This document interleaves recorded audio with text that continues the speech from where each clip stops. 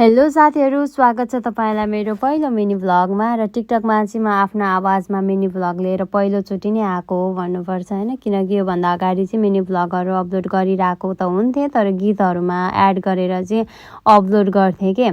र आज चाहिँ मलाई आफ्नै आवाजमा भिडियो अपलोड गर्न मन लाग्यो, किनभने यो चाहिँ मलाई पछिको लागि एउटा मेमोरिज हुन्छ भन्ने फिल भयो। किनकि सामाजिक सञ्जालहरू चाहिँ आजभोलि मेमोरिजकै रूपमा पनि राख्ने गरिन्छ कि हैन, किनकि अहिलेको मेमोरिजहरू चाहिँ कलेक्ट गरेर हामी पछिको लागि राख्छौँ के। पहिलाको भिडियोहरू हेर्दाखेरि मलाई त्यस्तै आनन्द फिल हुन्छ के, र यो भिडियो हेर्दाखेरि मलाई फेरि पछि पनि त्यस्तै आनन्द फिल हुन्छ नि त। त्यही भएर चाहिँ मलाई आफ्नै आवाजमा भिडियो बनाउन मन लाग्यो के। अनि दिदी र म चाहिँ प्लान गरेको थियौँ, लगभग धेरै भइसक्यो कि हामीले प्लान गरेको कतै जाउँ भनेर, तर समय नै मिलिरहेको थिएन कतै जाने है।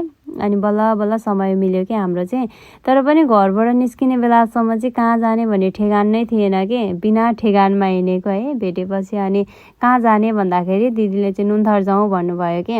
हुन त नुन्थर हामी गइरहेको त हुन्छौँ, तर दिदीसँग चाहिँ गएको थिएन म। अनि साथीहरूको बर्थडे पर्दा, होली या त यस्तोहरूमा चाहिँ हामी गइरहेको हुन्थ्यौँ पहिला। आजभोलि चाहिँ नगएको धेरै पनि भएको थियो कि। अनि नुन्थर चाहिँ पिकनिक स्पोट हो।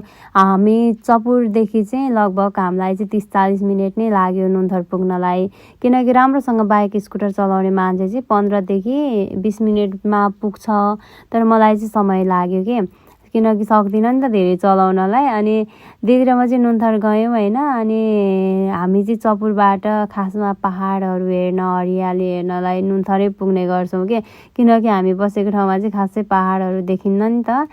अनि अहिले चाहिँ नुन्थर छेउमै भरतताल पनि छ होइन, तर हामी भरतताल चाहिँ गएनौँ, नुन्थर मात्रै गयौँ कि। त्यहाँनिर यति धेरै मान्छेहरू आउँथ्यो पिकनिक खान, तर हामी गएको बेलामा चाहिँ एकदमै सुनसान आनन्द थियो कि। मलाई चाहिँ फेरि धेरै भिडभाड भन्दाखेरि पनि एकान्त ठाउँहरू चाहिँ मनपर्छ के।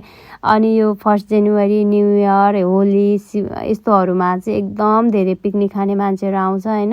त्यहाँनिर त पाइला राख्ने ठाउँ पनि हुँदैन कि। पहिला 1-2 चोटि गएको थिएँ, तर अब चाहिँ जान सक्दिनँ त्यस्तो बेलामा।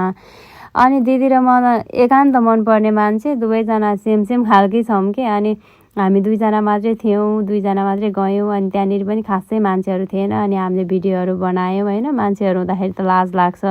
अनि 2 जना मात्रै हुँदा चाहिँ छुट्टै आनन्द हुने कि भिडियोहरू बनाउँदा पनि। अनि हामीले चाहिँ चटपटे डिउ पानी लिएर गएको थियौँ, अनि खाजासाजा खायौँ, अनि भिडियो बनाएर रात पनि पर्न थालिसकेको थियो। अनि हामी चाहिँ घर फर्क्यौँ कि।